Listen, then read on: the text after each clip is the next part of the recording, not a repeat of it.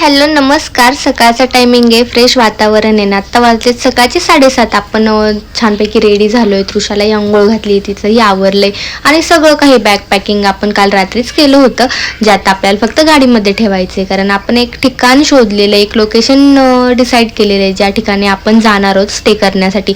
कारण ऊन खूप आहे, उन्हाळ्याचे दिवस आहे, भयानक ऊन सगळीकडे, डायरेक्ट चटके बसतायत बाहेर निघालं की, असं वातावरण आहे.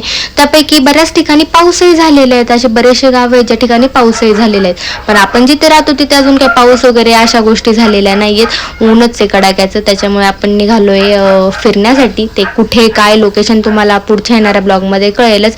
आणि स्वामींची जपमाळ करते मी. 1.25 महिन्याचा एक वसा घेतलेला आहे की अखंड करेल म्हणून. तर तसं रोजच करते, जसं बरेच वर्ष झालं रोज चालूच आहे माळ, पण म्हटलं 1.25 महिना आपण अखंड करावी.